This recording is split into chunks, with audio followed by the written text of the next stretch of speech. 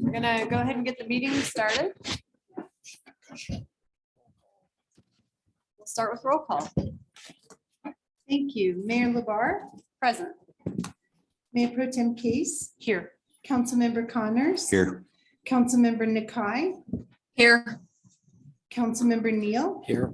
Councilmember Ott, Here. and Councilmember Zuluaga. Here. Thank you. Thanks. And just briefly, Catherine, remember, we can't see you, so if I forget you or you have something to say, don't feel rude by just cutting in, okay? Okay.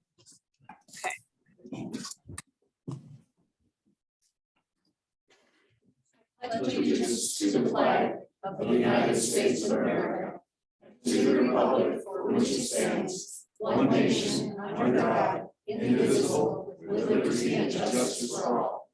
America, we love you.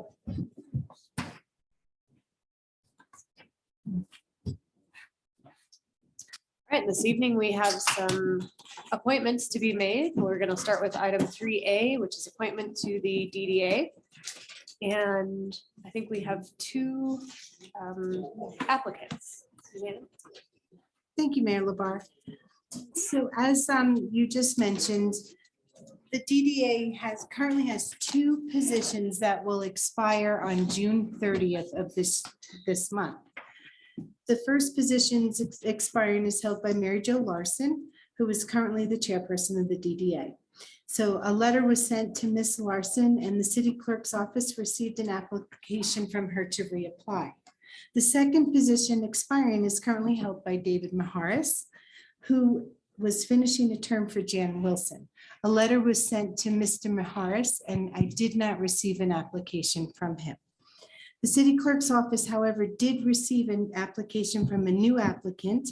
Her name is Rebecca Rudell, who is the owner of Joni's Deli and Bakery and meets the eligibility requirements to apply for this committee.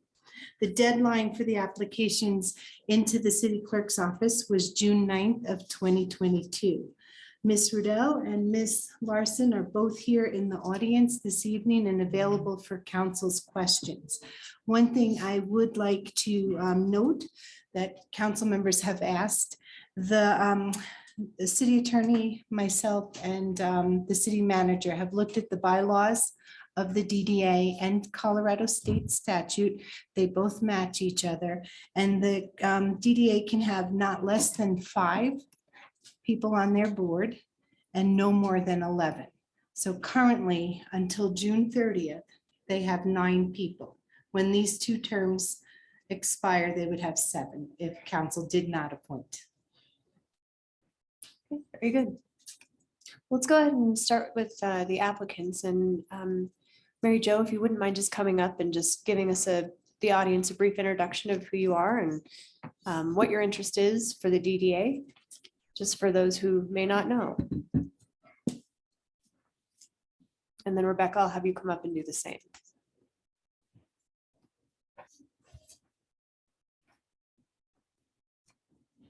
Mary Jo Larson, 200 West Midland Avenue.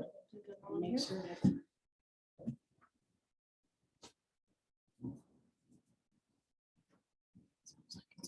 Yeah. Louder. I have been on the DDA since it started. I have missed 1 meeting since that time in 2009. I would like to see the completion.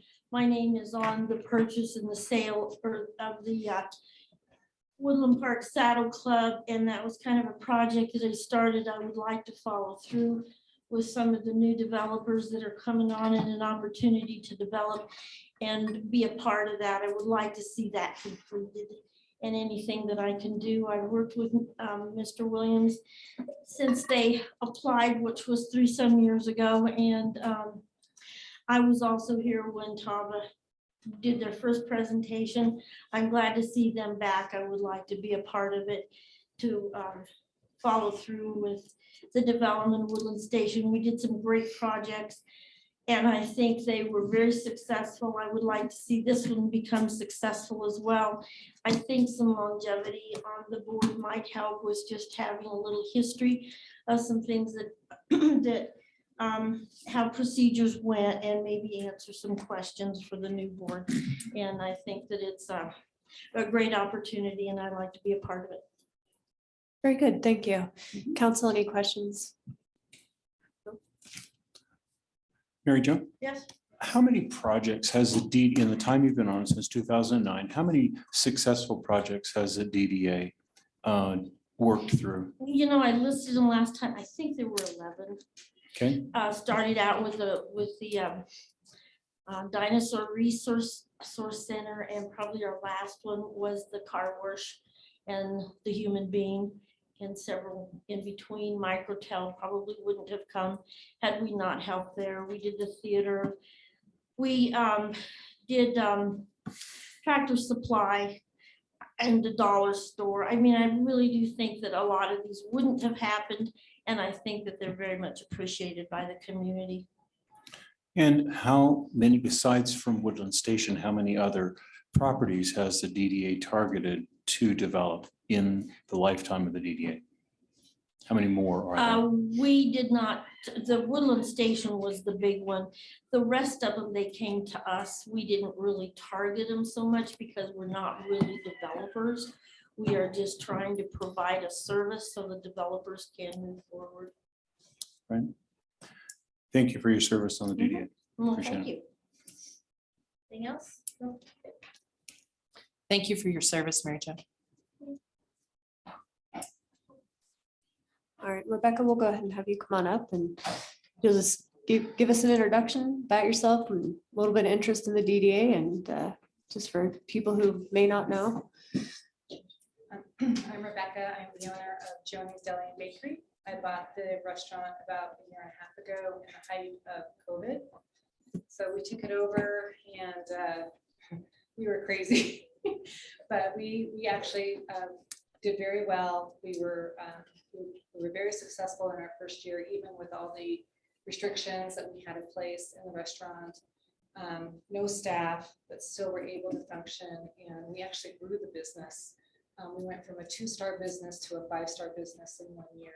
Wow. And we won Business of the Year by the Chamber this year, so that was quite an honor. Through all of our hard work, a lot of hours. Previously, before owning the restaurant, I had a 35+ year career in the medical field as a CEO of very large medical groups. So I have a lot of business background and strategy planning. And I just feel this is something I could bring to the DDA and help them be more successful in some of their projects. And I was actually approached by a couple of people on the board asking me if I would take some interest in joining the committee. So, and I went to one of their meetings recently, and it sounds like there's quite a project being proposed right now at Woodland Station, which I'm very interested in participating in and seeing what we can do there. Great. Council, any questions? So I have a quick question here. So I think when Mary Jo spoke last time at council, she said that there were, I believe, 24 proposals for the Woodland Station property, and none of those come to fruition. So what do you bring to the table that you think that you'll be able to make this successful in the future during your term? Well, I haven't seen the proposals, so that's kind of a hard question for me to answer at this time.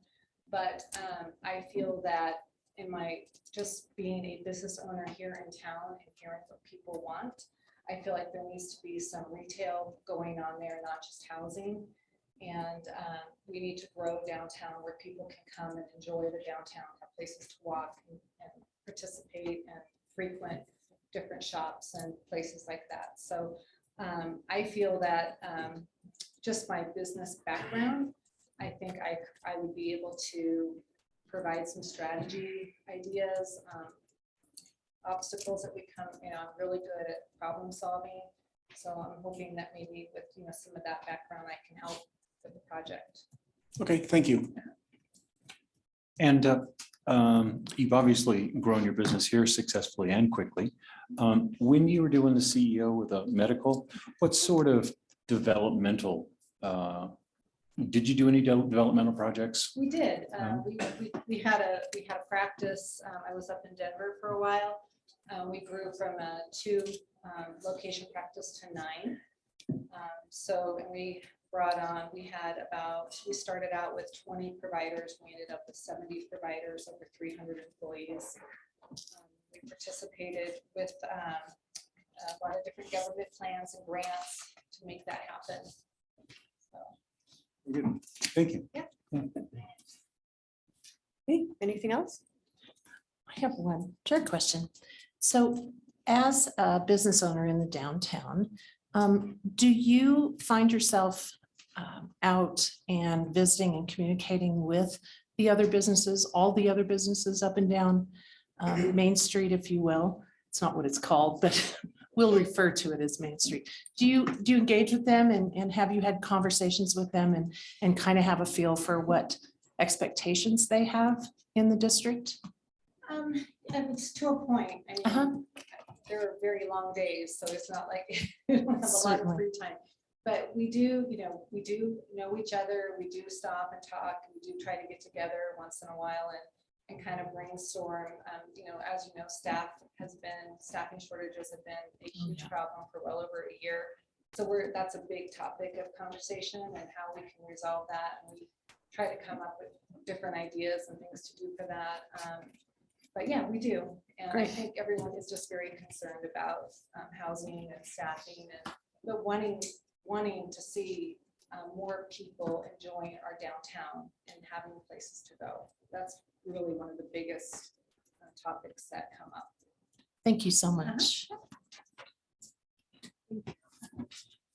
I do have one question. Sure. One further sorry. question. I was trying to pull up your actual application, but I'm going to wing it. I think there was one topic of the 3 that you said, what are your concerns or your interests? Do you remember those 3 points? Yeah. I can pull it up. And one of them, you had listed traffic as one of them. Oh, yeah. Since the mission, or one of the 3 core missions of the Downtown Development Authority is to develop. Inherently, development is going to bring traffic. So I just want to make sure you're not an anti-development in disguise when you say traffic, because that could be a basis to stop development. So if you could just kind of explain that issue with, you want to see the mission accomplished. No, I feel it kind of coincides with growth. You have to figure out what to do with traffic. You're going to build new places to shop, new places to live, apartment buildings. You have to find, that has to be a part of the plan. That would be my concern.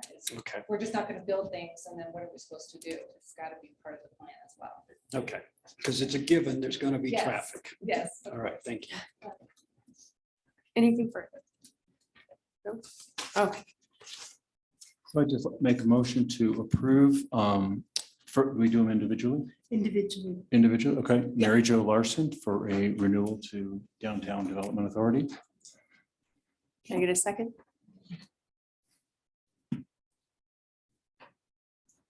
I am not hearing a second.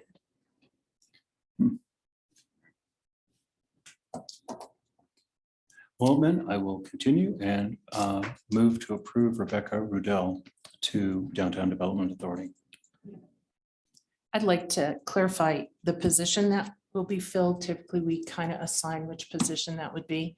I would like to expand on that motion, and I will give it a second that she will fill the position currently expiring that is held by Ms. Larson. And I'll second that if you agree with the motion. Is that okay, Suzanne? Oh, yes. Okay. Yeah. So council may vote.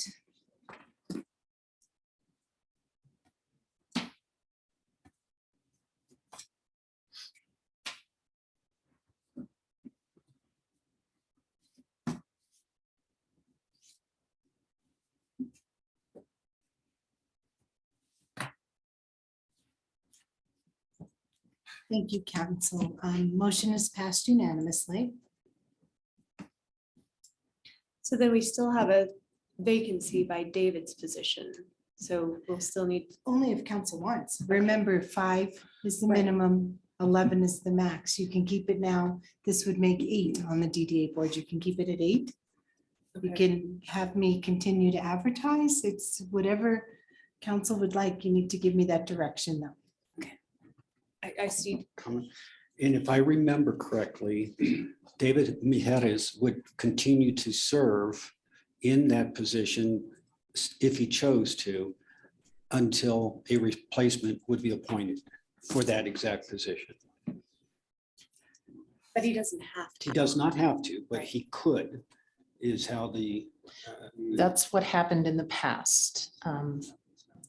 And I did not agree with that. Okay. But I believe that there was a legal advisement given to the DDA board in that respect, if I remember correctly. I don't. Is that how you remember, Helen? Oh, I remember that they could do that. So, but The case that I that'll be up to him. what I remember, the instance that occurred was when council did not appoint, that we had some people come up, you did not appoint, so Jan Wilson continued in her position Mhm. because nobody was appointed. Right. It's really up to council. So what's up to us is we can either continue to advertise for vacancy at this time or not. And that's up to us. And I'm fine either way. So what would you guys like to do? Mayor LaBarre? Oh, yep. Good job. Yeah. Yeah, thank you. Yeah, I would personally, I think we should continue to advertise at this point. Okay. I agree with the advertisement. I guess my question is, would David Mahadas be allowed until it is filled or his position is refilled? Would he be able to remain as a voting member, as the liaison? I just need to know. Well, it's my understanding from the DDA that that is how they operate. But it's up to him. It's up to That is him. how it has been in the past. That is Yeah. correct. And I don't know that that's an accurate legal determination either. I don't know either. So. So is the opinion of and approval of the council to leave it to the board to decide whether he would be allowed to I stay? think the board should probably review that with their current attorney. Thank you. So that's probably something I you could just take need back to as have the guidance liaison. to get back to it at the Yeah. upcoming. I would just like to chime in that to continue advertising. And the reason that I say that is because with 8, it presents itself to a tie vote. Right. Not that it would, but the opportunity is there. Right. So it would be best to have an uneven number, Mhm. just from that perspective. So I think we have a consensus to continue advertising for the vacancy. I don't agree with continuing to allow a member to serve past their expiration date. Yeah, particularly as he did not volunteer to reapply.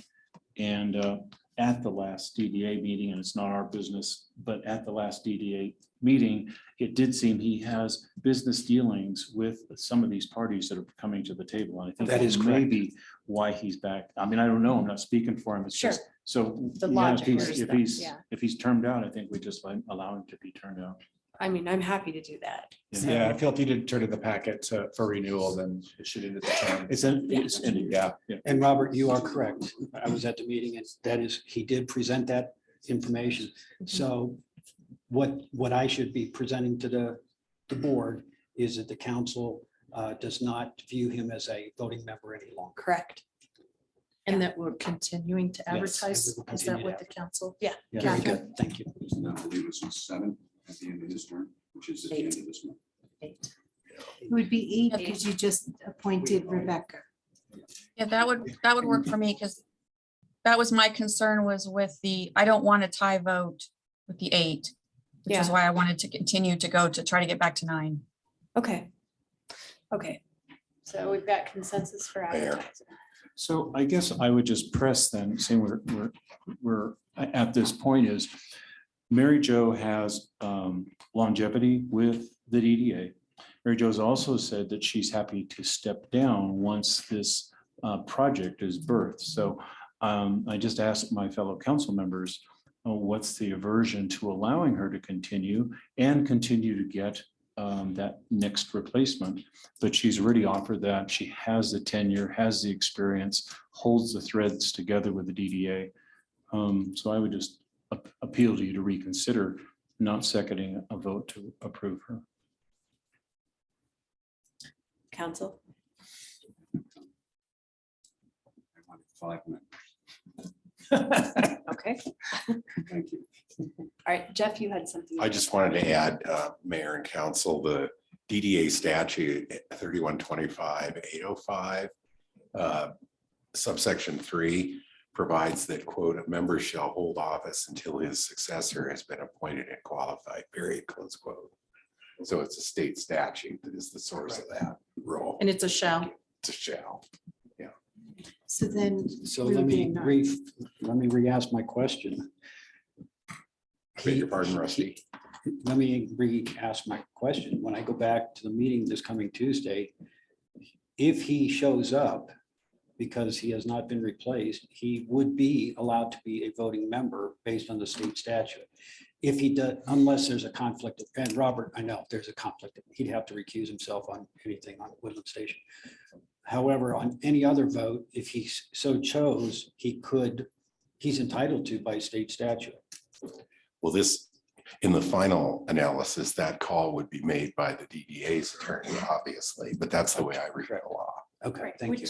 Which is why I said, when you go back to the meeting, Put it ask on the this- attorney, yeah, and Correct. ask for the clarification. Thank you. But I think that if he chooses not to, that's his choice. Correct. So, and that's fine. Thank you, Jeff. Mayor LaBarre, Yes, may I administer the oath of office to Rebecca? yes, please. Thank you.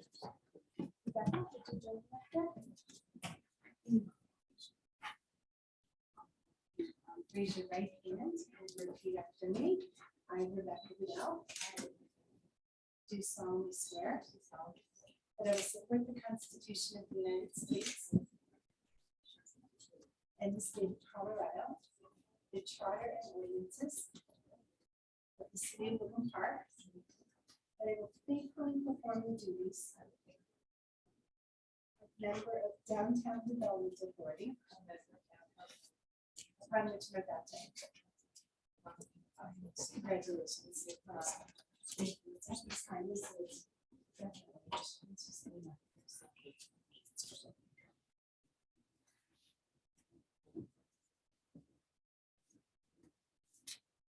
congratulations. Thank you. Thank you.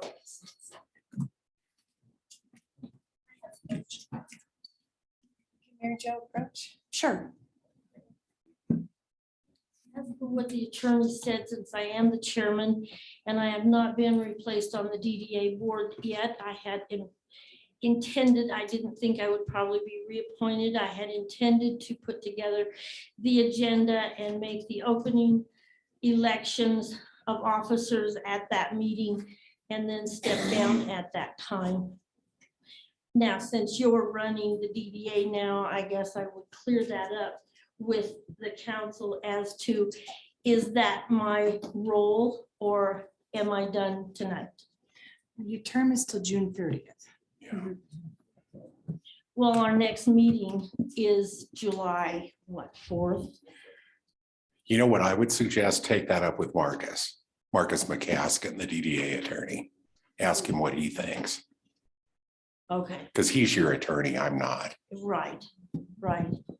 Then I would give that to someone on council to do that rather than myself. Since It's I'm the not, we're not liaison, his client. Then that would be Rusty I that would am, do so I would that. have to do that. So As the that, liaison, I shall do that. Yeah. and then you'd let me know, Rusty. Yes, I will. Okay.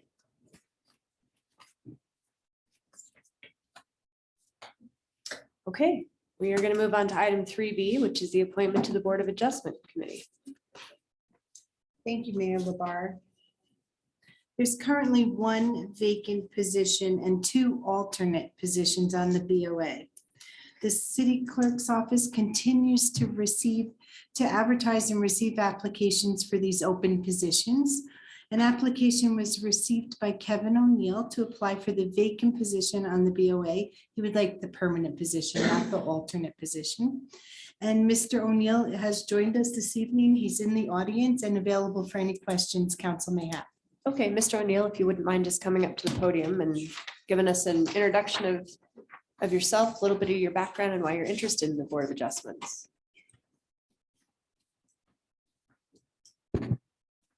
Hello, everyone. So my name is Kevin O'Neill. I moved to Woodland Park just over 3 years ago. And I work in the marketing communications field. I'm a designer, a visual designer, but most of my work is centered around communications strategy, helping businesses map out where they want to go, how they want to grow, and to find success in their particular fields. I have gotten to know a number of you and a number of other people around town since I've been here, and I'm anxious to help in whatever way I can, both businesses as certainly through my business, but just help the city in whatever way I can. So when I was asked to come and help in this manner, I said, sure. So that's why I'm here. Very good. Council questions? I would like to speak on his behalf, unknown to the city council. We have had a lot of pro bono work done behind the scenes by Kevin O'Neill. He happens to live a few houses down, offering free services to Shining Mountain Golf Course to help them improve their business. So he has done volunteer work, but he's been very anonymous in his efforts. So Thank you. a Well, I will dedicated say citizen. that my business is based here, but I do work all over the country. I was based in Los Angeles for 25 years, had a substantial business, and we worked actually not just in the United States, but around the world. Now that business is sold, and it's just one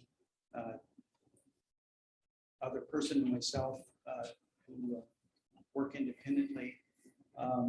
So our focus is outside of Woodland Park, but I must say I have, and I've spoken to several people about this, I do have I've grown to have a deep love for Woodland Park and a vision for where we can go as a city. And I do believe that communications is core to that. And I do offer myself to help in whatever way. I think there's an awful lot we can do, but that's a whole subject we could get into. For this, I just want to offer myself to help in whatever way I can. Mr. O'Neill, what sort of experience do you have with the Board of Adjustments? Do you have any familiarity with that? Or is this kind of you're stepping in to see how you can volunteer and learn about it? I have to say it's the latter. I'm stepping in to help whatever way I can. Okay. I have been in business for a long time, and I think I can identify a well-structured business, which as I understand is part of this. So I guess my question would be to probably Suzanne, that there's 3 positions available, correct? Yes, One's Permanent. permanent and 2 are alternate. correct. Does the permanent have to be filled first, or can any one of those 3 be filled at this time? I think it's up to council, but Mr. O'Neill is specifically applying for the permanent position. Okay. Is the one that he's requested. Yeah. To fill. I also wanted to just take a moment, Ms. Labar, to let you know that Lou Ramon, the chairperson for the BOA, is here, and also Jim Rumsey from the BOA. I didn't know if they wanted to say anything. Sure. Would either of you gentlemen like to come up to the podium? Sure.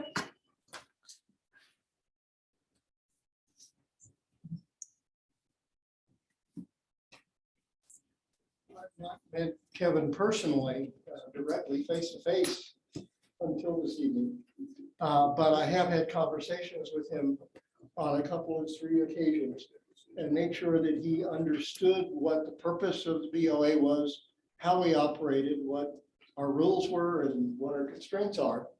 And I've got full confidence that Kevin, with his background, it is unique, will be a real asset and bring a different flavor, more variety to the board. I also think it is very, very important that we first fill that permanent position, because without that, we're down to few enough numbers. For example, next month, we expect that we'll have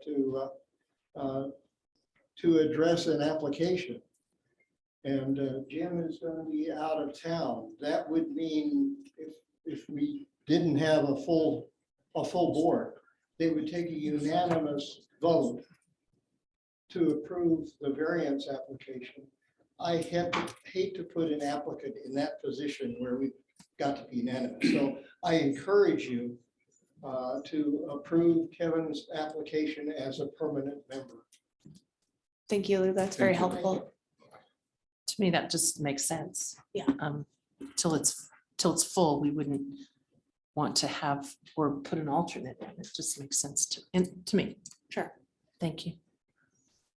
Council, any other questions? Catherine? No, I'm good. I spoke with, I mean, I discussed it with Lou. I'm comfortable with it. Okay. All right. I'd like to make a motion to appoint Kevin O'Neill to the regular member Board of Adjustment position per his application. And I'll second. Each of I don't care. I heard Robert first, so. Council, You mean It was Rusty? David. or It was David. David, oh, I David. thought it was Robert. Gosh. Okay, we'll give it to David.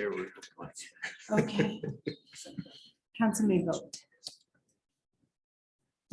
This is working nicely this evening, Suzanne. I shouldn't have said anything. Thank you, council. The motion has passed unanimously. Okay. Mayor, may I swear Absolutely.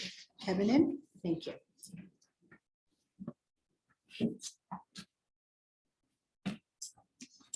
Join me up here and raise your right hand and repeat after me, sir. I, Kevin O'Neill, do solemnly swear that I will support the Constitution of the United States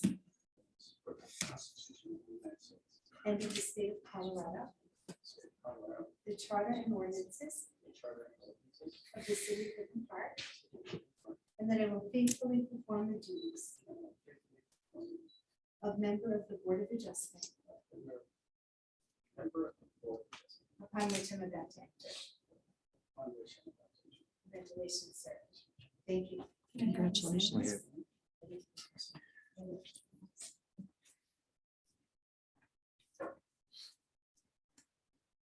Thank you. Congratulations.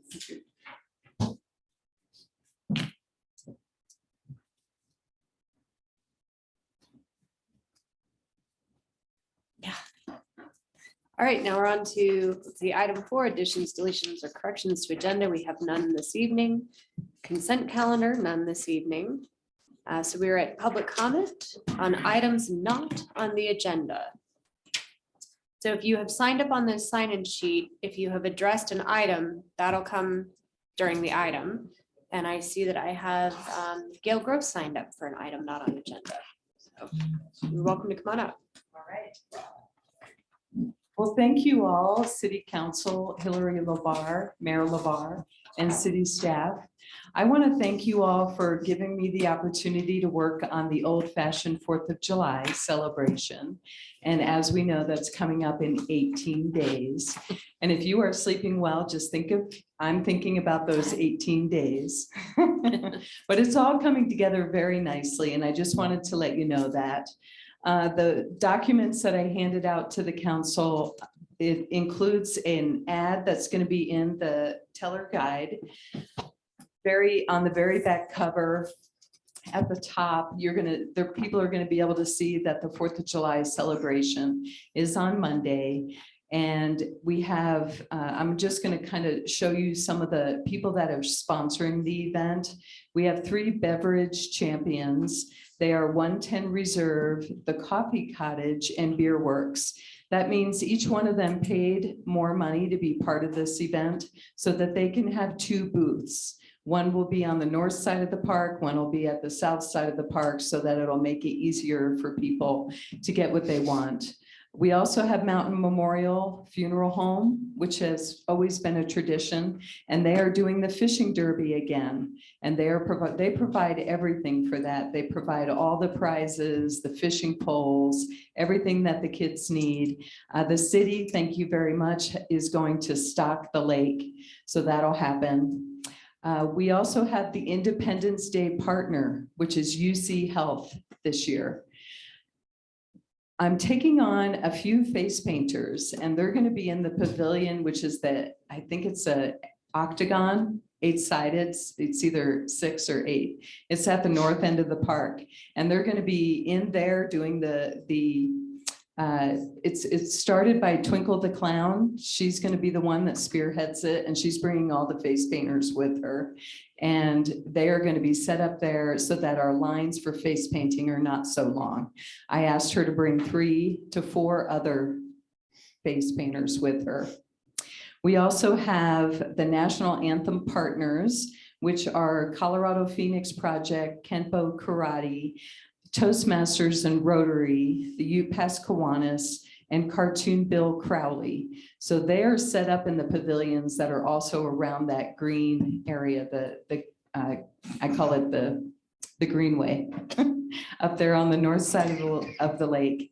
We also have 4th of July partners, and they are Edward Jones with Lee Taylor, Roshek Real Estate Group. They are handing out ice cream as usual. Teller County Republican Central Committee, the Sun Mountain Threads, the Teller County Democratic Party, and Margaret's Munchies. And they all paid extra to be part of the event. And that's what makes this event happen, are all these sponsors. We're bringing in the Gold Canyon gunfighters, and they were here in 2019. And they do skits about Wild West. So they're going to be doing that at 11 on the day of the 4th of July. We also have the fishing derby starts at 9:30 in the morning, but also the yoga on the green. So there, a gal is going to be setting up and doing yoga for the people that are interested. So it's been an honor for me to be involved. There's also another form that I handed out, and this is all of the patriotic music that's going to be happening in the pavilion. We do have the VFW and the Legion that are going to be doing the flag raising at noon. The fire department will be there, NETCO, and then I'm talking with them about bringing their little red fire truck again. We used to have that always, and they would give kids rides. They're a little concerned that the streets are congested and it's hard to do rides, but I'm still going to ask if they'll bring it so that the kids can at least get on it and see it. And I'm thinking about actually the circle that's right out front here and putting it in that area. So everything is moving along, and I want to thank you again for letting me be involved and for doing this. And it's just been a joy. And if anybody has any questions, let me know. There is one thing that I'm looking for, if anyone knows, someone who has an ATV that can pull something. So Steve Varner, who's with the city, his father-in-law, they're the ones with the gunfighters, but they have this whole little town that they bring. And if we can get someone with a quad that can pull that town onto the field, because we can't use a vehicle, then they'll be able to set that up. And I'm thinking that would be between City Hall and that 5 or 6-sided pavilion. So up in that area of the park. But I do need someone who has the capability to pull that on without using a truck. That's what I'm looking for. Okay. Oh, yeah. Well, we'll keep that in mind. Okay, So, thank you. yeah, council, do you have any questions for Gail? That's awesome. No? Okay. Thank you, No, Gail, Thank for you your very hard much, work. Gail. Yeah. Thank you. Thanks, Gail. Sounds like a really good concept. Okay, and then I think I have a Josh Tom signed up for item not on agenda. Andre can do it. I'm telling her Andre can do it. Hello, everybody. My name is Josh Toms. I appreciate your time today. I called you recently, Mayor. And my concern today is about these dormitories. I have been in Columbine Village since 1998. I inherited the house from my mother. I have been in Teller County. I graduated high school up here. And my father's been here since 1966. Columbine Village has gone downhill. And the reason for that, in my opinion, and I can see it because I take walks every day, is because of Charis Bible College parking passes. They don't follow the parking laws. There's abandoned vehicles. I've been dealing with this for 2 years since Rick was code enforcement officer. People park in the wrong direction. They leave abandoned vehicles. I believe it is time that Andrew Womack hold his part of the bargain and do something for this community that has done a lot for him, in particular, giving him this beautiful property up there and allowed them to grow and get bigger and better. But Columbine Village has not had new asphalt. It has had not sidewalks. It hasn't even had a play park down at the park that they have that's just an empty lot. The amount of people that live in that community, the traffic that's going through. I don't normally get involved in politics, but I'm here today to talk to you about this. I should be at home working on magnetic research, you know, the stuff I care about. But my community, my little home area is going downhill. And it's because people come up here and they use it and they leave and they don't care.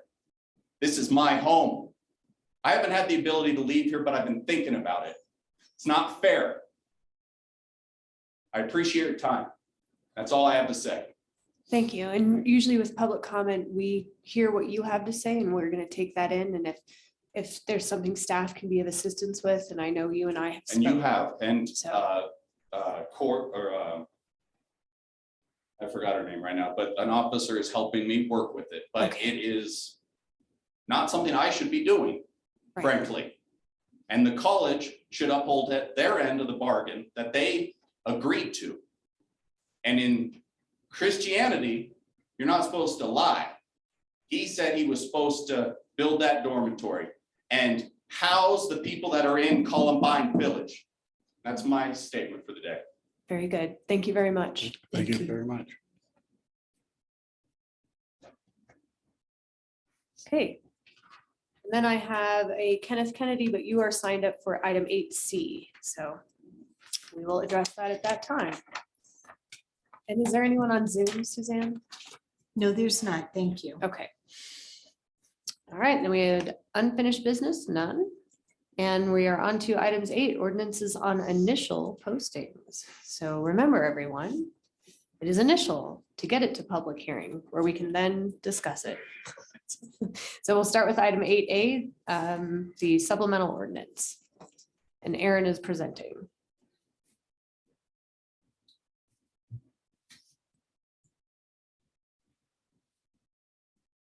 All right, good evening. I have a supplemental budget appropriation tonight, number 2. I have ordinance number 1425, series 2022, which is an ordinance adjusting expenditure appropriations to the variance funds for the 2022 budget year, amending ordinance number 1407, series 2021. We have 6 items tonight on the supplemental. I have phase 1 of the compensation plan that we discussed at our last council meeting. This is the first phase only. We have the ERT funding request. We have police radios.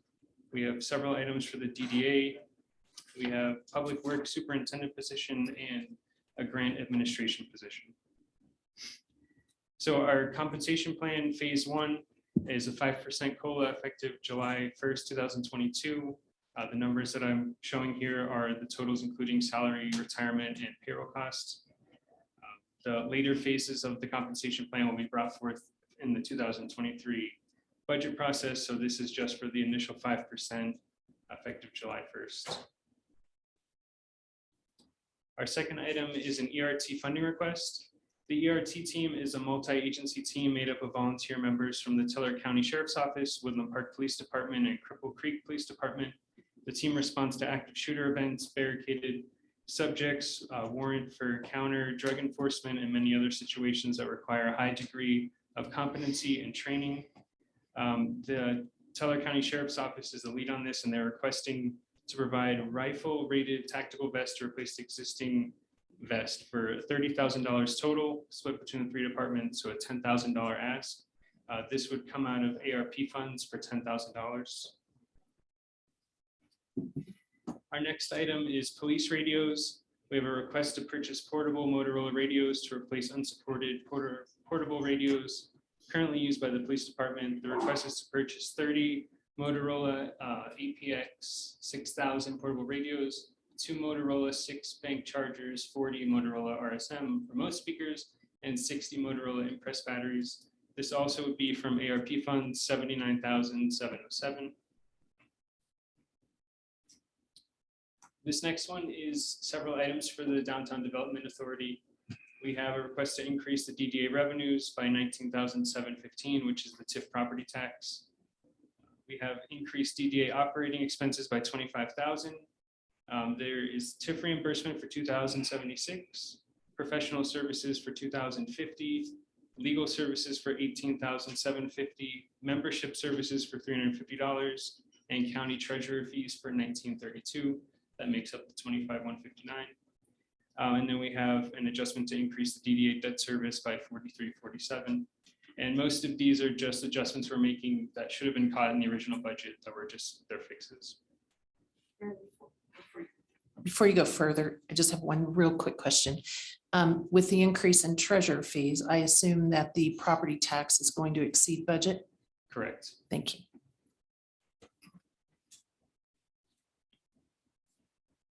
Okay, our next item on there is Public Works Superintendent position. The Public Works Superintendent position was inadvertently left out of our salary and benefit projections when we prepared the 2022 annual budget. The superintendent position allocation was in the 2021 annual budget as the Assistant City Manager ACM, and it was reallocated mid-year. And in that shuffle of moving things around, it did not get brought into the 2022 budget as it should have. The position allocation did, but the actual expenditure did not. So we're asking to correct this and add it to the general fund. The total cost of general fund is $89,856. And our last item is a grant administration position. We're requesting to add a grant administration position to identify and write grant applications to benefit many of our programs citywide. Adding this position to take ownership of grant research and writing will enable a better position the city to compete and obtain additional grant funding for the city. This is a general fund ask for $67,700. And this is a summary of how each fund would be affected by the appropriation. $273,138 for general fund is the additional ask. $91,418 for the grants fund. DDA will have an increase in revenue by $19,715 and a supplemental appropriation of $29,506. Culture and recreation is $10,586 additional appropriation. Water utility fund is $17,264 for supplemental, and wastewater is $92.96 for supplemental appropriation. Any questions? Aaron, on the grant writer position, is that a full-time? That's a It is. full-time position? Okay, and that's required? No, it's not required. No, I'm sorry. So for that position, for them to do their job, to write grants, they'll be writing grants full-time all year long? We intend for the position to be a grant writer, the grant administrator, so they'll be the one to seek out the grants, to do the grant writing, and then to manage the program in terms of reporting that's required, reconciliations, being the liaison between all the departments for that purpose. And then they also would report to the finance department and assist with any additional projects that we have. Okay, yeah, that reminds me of Deb Miller when she had the luncheon there and they talked about the grants and some of the pretty stiff requirements there for reporting. So thank you for They that. are, yes. Council, anything further? So can we get a motion to move this on? I'll make a motion to approve ordinance number 1425, series 2022, to amend the 2022 budget on first reading and set the public hearing for July 5th. Is that correct? 7th, like I said, July 7th. I'll second it. That was you, Robert, right? For some Yeah. reason. No, it was David. He was. They're throwing their voice across the room. That's why it's nice to have the council over here. Council may vote.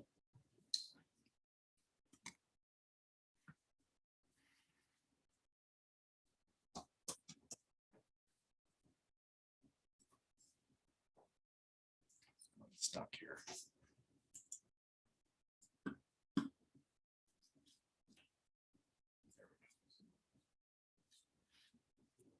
Thank you, council. Motion is passed unanimously. Okay. We're gonna move on to item 8B, which is ordinance 1424, and Karen is presenting that one. Good evening. This evening for your consideration, I have ordinance number 1424, series 2022.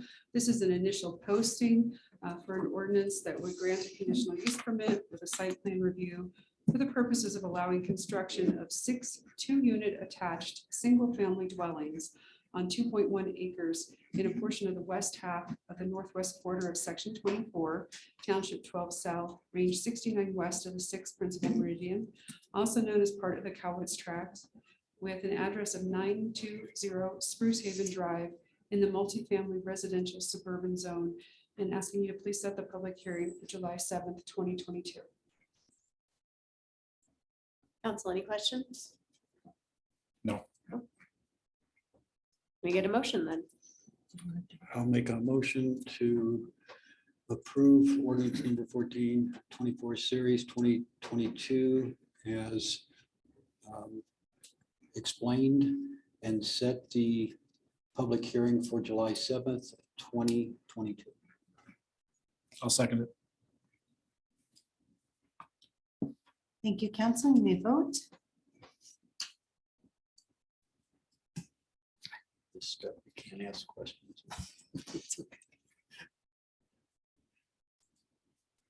Thank you, council. Motion has passed unanimously. Thank you. Thanks. And now we're on to item 8C, which is ordinance 1426, and Councilmember Connors. One of you would like to present that. Did you have a public comment you wanted to hear first? We'll do ours Afterwards? first All and right, then good. bring him up. Yeah, I'd like to thank the city manager and his leadership for putting together the community engagement plan for our short-term rentals. But in conjunction with that, I'd like to offer ordinance 1426, which would be a 90-day moratorium on issuing short-term rental business licenses. This would begin after a public comment and a vote of approval from the city council. This would only affect issuing of new licenses only for a period of 90 days while the council fixes our short-term ordinances. Okay, council, anything else? No. Well, the question for the city attorney. Why would we need a moratorium to stop something that our municipal code doesn't allow?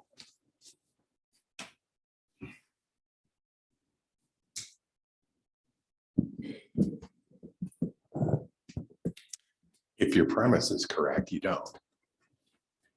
Yeah, Rusty, so I had the same question. I said, well, why do we just take a pause to figure out this, because I'm not against short-term rentals. I just want to make sure I've had a lot of citizen complaints and I'd like to, just address that. So we make sure that we're being good neighbors and we have ordinances. I know I heard that there were, some unwritten rule or some written rules, I guess, but if they're not an ordinance, they do not have to legally be followed. So I just want to make sure that we're, being good neighbors here. And so I asked that question and I spoke with Nina about this, and Nina recommended that this is what the action that we should take is to do a 90-day, get public comment. Let's hear all sides and then, kind of make some decisions from there and look at what we might do to kind of regulate. So just so that we don't cause a frenzy here. No, I'm not I'm not saying I want to stop short-term rentals or take them away from people. I just like to have the discussion and represent some of the residents that have, called about this issue. May I? This is kind of similar to something that we did.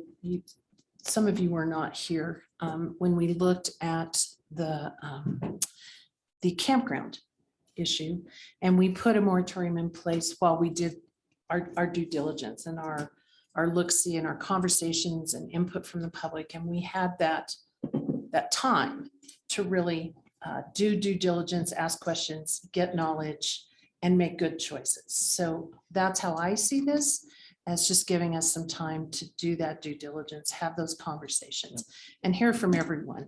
That's exactly what we're asking for. Sure. So, Mayor LeBar, if I recall, we had the city present to the community on short-term rentals. And the next step of that one-way discussion was to host a question and answer, a time when community members could speak out. So I understand this this moratorium proposal, but we have said to the community, the first step is we want to have a backward and forward discussion. So I just want to make it clear that we have not come to a conclusion of where we are with the whole short-term process, and that what we have committed to as a council and with the joint session we had with the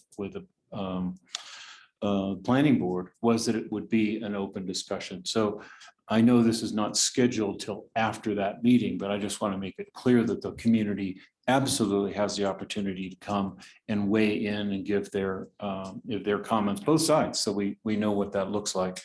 Yeah, just public comment is required to pass this. So No. You misunderstand my point.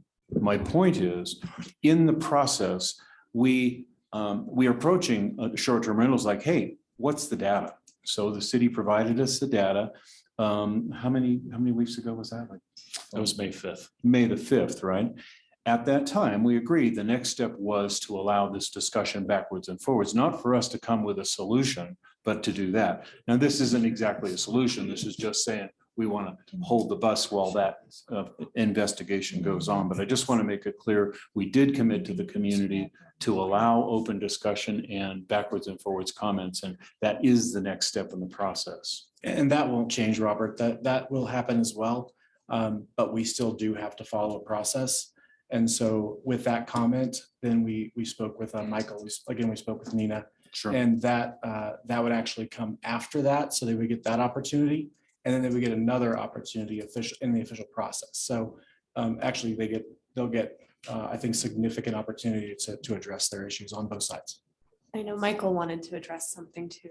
Yeah, and to build on that very point, we do have a number of opportunities, as you both just mentioned, for the public to be heard. That was more of a talking at you sort of session, presenting the data, one of several steps to take kind of a comprehensive, deliberate walk through this policy process. We will be having two, what we're going to call community conversations on Wednesday, July 6th, one in the morning, one in the evening. And anybody who's interested is welcome to come. That's going to be a roundtable event with facilitators to help kind of tease out those opinions. And we will bring those back to you all in the Planning Commission. Also going, I believe it's actually already live. We have an online questionnaire. Thank you, Rob.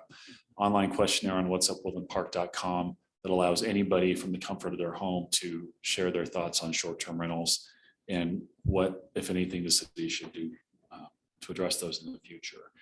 The public hearing on this moratorium, should you all choose to approve this tonight, would happen on July 7th, the day after those two community conversations. Staff won't have a polished, comprehensive report for you after that. May have some initial hot take sort of things for you. You all are welcome to come as well to those conversations, but those would happen before this goes to public hearing. Correct. Yeah, and I would just ask too, Suzanne, so if we did a moratorium, those folks that are already in process of license, we would, I would assume that we would allow them to go ahead and continue. I don't know the answer to that. I'd defer to the city attorney for that answer. You could draft it however you want. I think that would be the equitable way to do it, although Yeah, I'm I not think it's fair. elected to anything. Okay, thank you. Yeah, I think it's You have fair if that. they've already started to go ahead and let them finish. And that's in your ordinance. I'm not, I'll have to look, I'm not sure we addressed it. That's why I had the question. I didn't want to continue the illegal issuing of licenses. You know, currently it's not legal. Currently, we're issuing them without any ordinance backup. There's no zoning that is in line with these licenses. There are 5 zones, but it's not single family. I- There are 5 zones that you. Bed and can't- breakfast and lodging are only allowed in commercial areas of this city, Correct. There are actually 5 zones, but. but it's they're only not- commercial. There are no That is neighborhoods. So Just Attorney making sure I Wilson, understood. So if they want that in there, they need to note that and bring it to the public hearing with that amendment in it, correct? Correct. Okay, so we have to make sure you have a consensus on that. Okay, and then just one more question. You may not have the answer to this right now, but how many of those are currently in process? Again, I apologize. I don't know the answer. Do you? I don't think we would know that information. We just issue a simple business license to people Okay, and we don't, as of right now, we don't ask those kinds of questions. okay. Thank you, Michael. Thanks, Susan. Well, this goes back to Rusty's question about, do we have to, put a moratorium on something that's not actually in the code? I did call Aaron today and asked him for some stats. We've had 42 licenses issued on what statute? It is unclear. 42 this year, 31 last year, and a total of 152 active. So you can say between and that's the first quarter of the first half of last year and this year. So you could say that's roughly 50% of all short-term rentals that we have in the city in the last 2 years have come that way. And in June, there was 4. 4 applications are approved by some form of whatever. So, Yeah, it's easy to get around these days. right, and 12 in May. So, So this is initial posting to set a public hearing. And I have someone signed up who would like to speak also. but about the posting, this whole clarifying of whether you can create a moratorium on something that's not actually clearly in the code. Are we jumping the gun on it? I think that's my point. Are we jumping the gun on it? And are we going to wade This is through all what this through the Nina- process that? Nina said, strongly suggested this year. She initially suggested emergency moratorium, but I knew I wouldn't have the 7 votes because our council has to do an unanimous to do emergencies. But I kind of thought we could probably do 4 responsible people who were willing to stop this until we got the licenses and straightened out. So, and I think this is enough. I think we either need to bring it to a motion and let it move on to public comment or kill it here. I mean, this is. I would just suggest that it's an operational procedure right now. It's an SOP or standard. That's how it's been handled. And so I think the moratorium is to stop handling it that way until we can address it. So that the finance department has something to say that they can't issue a license any longer because the council has put a stop on it for this period of time. So it really gives the finance department something to lean on from the council. So 2 things, well, 3. 1, I have a public comment. 2, Catherine, I don't know if you have something you'd like to say, but I'm going to say something real quick. I hear what Robert's saying about, is it even something that can be done? So what I think needs to be done is if we vote for this to go to the public hearing, and then in between that time, whatever rules you're reading that you think we don't have rules for, that needs to get clarified before next council. So that this moratorium, should it pass, is legal and appropriate. So I just want to clarify that because some people are reading something one way and other people may be reading it a different way. Suzanne? The other thing that we need to clarify is what Councilmember Ott described. If Right. you want if you want the ordinance to come forward for the public hearing, to have that clause in it, we need to address that now as well. Right, it needs to either say no new permits will be issued or ones that are in the works will be allowed. Yeah. So that language needs to be Yeah, clarified. I mean, Frank may differ with me on this, but I I, just want to check. but I feel like, yeah, if they've already started the process, they did it before we did this, and I think it's fair to go ahead and let them issue those until we get through the moratorium, we figure this out and get public comment. So I have a couple things. Sure. And then we're gonna come back to Frank and then we're gonna go to the public. Yeah, so whether or not we're correctly issuing the licenses, this gives us the ability to stop doing what we're doing, so we're not continually creating new ones, new problems, or I don't know. I don't know. I have no problem with the moratorium from the perspective of we need to figure out what we're doing right and or wrong and not continue to do it while we try to figure out how to fix it. And this again, and to David's comment, I think, David, until we do public comment the next time around in July, whoever's got a license in the process is going to get processed because this moratorium isn't passed tonight. Right? Right. Correct. So, I mean, we can put the clause in there, but I would be more comfortable with putting a clause in there that just says, once this moratorium is passed for the next 90 days, we issue 0 business licenses. Well, that's already in there. Clean. Okay, well, I've read it a couple It times. makes it Yeah, clean. So, it just, yeah. thank you.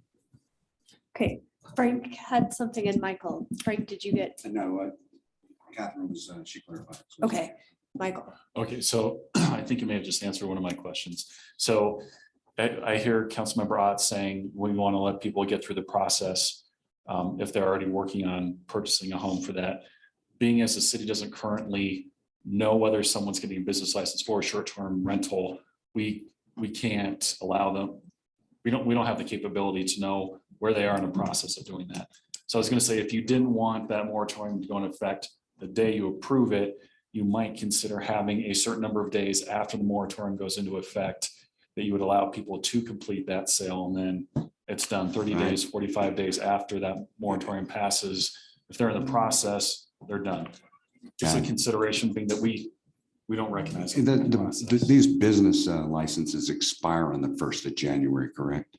I believe they do. Yeah, then I'm not concerned about that. Okay, well, I'm sorry. Just a matter of just process, and Aaron can correct me if I'm wrong, if this is still how it's done, but there is the sale of the home. That could be anywhere from, and the recording of the deed is delayed. And so tracking that, I think, is an expectation of staff that we should not be imposing upon them. What I would suggest on the business license application, it does ask what your business is, because we classify it as to what kind of business you have. And then we can collect data Correct. on that as well. So it seems like what's reasonable for a reasonable person, not to say that that is me, but it just seems reasonable that if an application is in your office, until this public hearing is held and we approve the ordinance, we can't not issue business licenses that have been applied for. But once the ordinance is in place, no more would be taken. And if they were taken, they would be held And from we- that moment. And we do require in muni revs, lodging revs, the classification of housing. So we could turn that off at the time that you guys pass this ordinance. Right now, we have 3 pending in the system. That could change tomorrow. I mean, that's- And how long does the ordinance have to be published before it's effective after we pass it?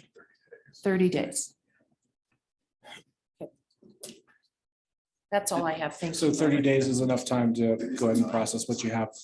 Then, okay. So, Madam Chair, I think it's 7 days. 7 days. It's 7 days. 30 days under state law, but it's 7. So then my question is, will those be finished in 7 days? I think that's. Okay, thank you. Robert? And clarifying this, Aaron, I thought I understood when we talked that you said these are one-off licenses. They're not renewed. They're just like, they apply for it, they get approved, and it just goes, it doesn't have to be done every year, does it? It's renewed every year. So it is renewed every year. Yes, that's why I said it's irrelevant, because after we fix this, they'll either be able to get a license or won't be able to. get a Okay, very good. Fine. Thanks for clarifying that. Okay, Mr. Kennedy, if you'd like to come to the podium. And I would recommend, if you have the ability to come back to the next council meeting, that will be when the public hearing is also. So Absolutely. My name is Kenneth Kennedy, 2809 Sunnywood Avenue. I just wanted to point out a couple things to make sure the council had thought some of these things through while we're still working on some of the language in this document potentially. It does reference the status quo, trying to maintain the status quo. And as a person in the public, when I look at the status quo, I see the website that says if I want to do a short-term rental in Woodland Park, I'm supposed to apply for a business license and pay $35. So anybody who's thinking about doing it would see that. So to say, so that's a little different to say the status quo. It also intimates that we're trying to impact the shortage of available housing stock, this document. And owner occupied short-term rentals are probably a different animal, and they might need some special attention. We're under tough economic times, and I know of circumstances where people have used short-term rental to augment their income when they get into financial difficulties. Single moms, senior citizens who lose a spouse and lose half their Social Security, they need income. They say, you know what, I've got that room that has a mountain view, but I don't want to do a long-term rental because that's very difficult to have somebody come move in with me permanently. But somebody comes staying one weekend a month, gives me extra income, and I get something out of that, and it helps me get through tough times. Those happen, and those people would apply for a short-term rental license, and it wouldn't take available housing stock off the market. So that might want to be a consideration. We are under tough financial times with gas prices, food prices, senior citizens, single moms. They could be affected by this negatively if we do a moratorium. People who clean these short-term rentals, that's their income. And if we put a moratorium and stop some of those and other short-term rentals stop for whatever reason, you could be shorting that and causing people to lose income. You could also have people who've invested to do this. They need some notice that this is going to happen so they can get their license application in. So I think the 30 days to 60 days notice before the moratorium goes into effect is important. They also create income for property management companies that house here in Woodland Park, and people who clean those may live in Woodland Park. So there's income that can be affected. When we heard the numbers in the joint session, it was 50 license applications, I believe, and 60 per building permits. And I figured it was 4 to 5 per month. So the 4 to 5 per month that we would put a hold on the moratorium for the 3 months. I don't know that that changes our housing stock or solves the emergency conditions that are referenced here a great deal, because there's only like 12 to 15. But the income that could be lost because this is the high time of visitors coming to Colorado could be significant to people that we represent, you know, in this community. And so I just wanted to bring that to your attention, and that there's some scenarios here that some people could be hurt by that moratorium financially. So may I just say something and see if maybe Sure. I can help? This moratorium does not affect anyone that's in existence or operating today. This would be a moratorium on issuing new Understood. business licenses for new short-term rentals Understood. for a short period of time while we Understood. evaluate. And So it could affect does 2 or that 3 make a people difference? I that need to understand. apply for one and start because they have an economic situation that comes up. I see. I It's understand. unplanned. Thank you. So I think the notification for people who are in the process that don't know this is coming, maybe they didn't get notification, so that it's out there on the website where you would apply for your short-term business license. As here's the new policy, and you need to get it in by this date because there'll be a 3-month waiting period after that. So I think that's important.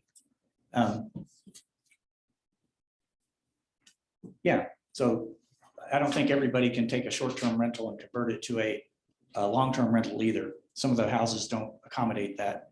They don't have suitable, they're more like a cabin, without a lot of storage, not a lot of space to, no washers and dryers. They're better for short-term rentals. So that comment about they can easily switch it to long-term rental, I don't think that applies either. So I think you could word it a little differently, make it more palatable and get the job done. And taking 90 days to think this through and get a good policy is great. The moratorium, I think, is going to potentially hurt some people. So consider that. Thank you. Thank you Thank for you. helping me understand. Good points. Thank you. Council, anything further? I just think it's premature. I just on the record, I think it's premature. It is not completely thought through.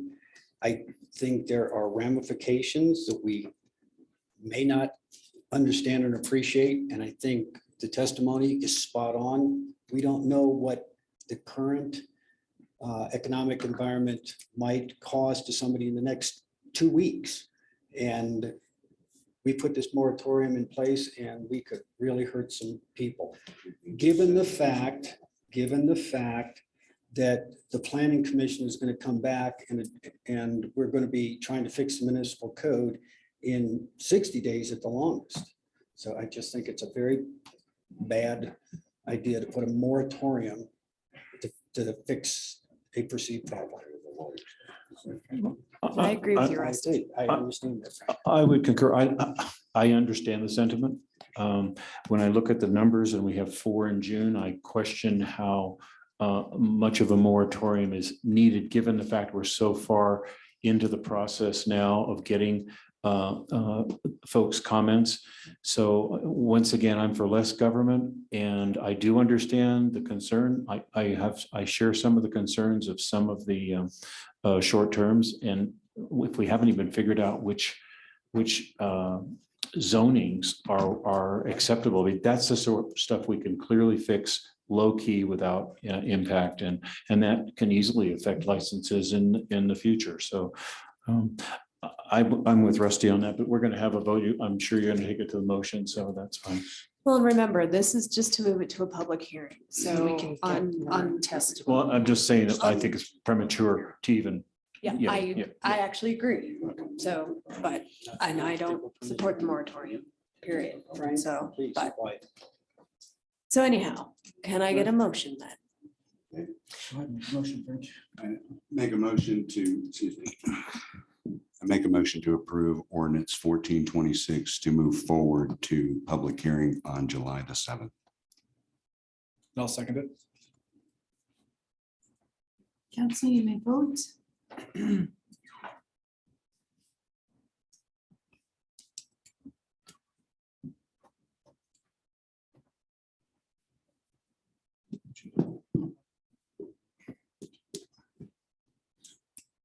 I'm just looking forward to public hearings so we can maybe get a lot of testimony. Hopefully we'll have a lot of folks come out and help the council.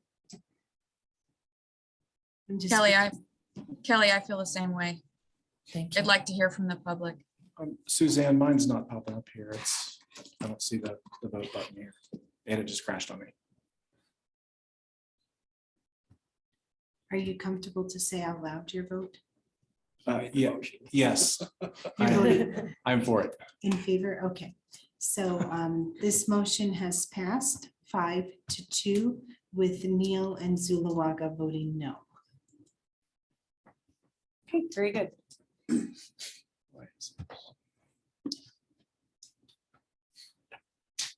And we are off to, where are we at?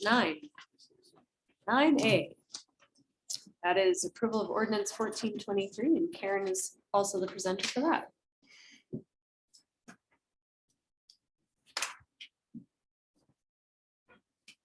Good evening. Give me a minute while I pull up my presentation. Sure. And also, council, just so you're aware, this item 9A, this is in my neighborhood. So just so that council and the public's aware, doesn't affect anything really, but you know, right where it is.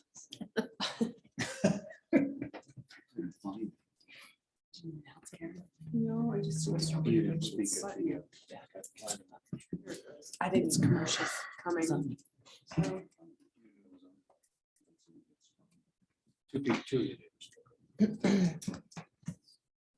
I'm probably sure I drove past the notice like 8,000 times. See it.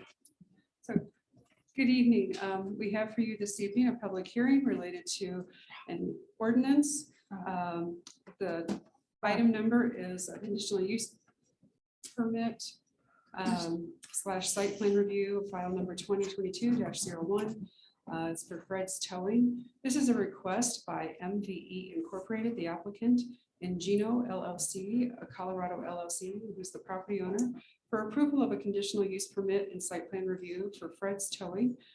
This is a commercial building with vehicle storage area on Lot 1, Sunny Glen Retreat subdivision, filing number 2. It had a prior address of 2730 Mountain Glen Court.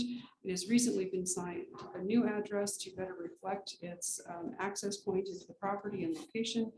That new address is 20499 East US 24. This is in the community commercial zone. So the first slide here gives you an overall vicinity map of the entire city of Woodland Park. And the subject property is way down here at the southeast corner of the city. The aerial map provides a much larger location, the orange boundary being the city limits, and then the property is outlined in this bright green here in the kind of the center of the screen. Next, we're going to talk about the zoning. In this particular area, it is zoned community commercial. That is this hot pink zone or coloration here on the map on the right side. In this area, you have Badrock Automotive on the north side of Mountain Glen Court, the gas station right here on the south side of that, and then the subject property. Further off to the east is zone heavy service, commercial, light industrial, and that's part of the Ute Pass sand and gravel operation.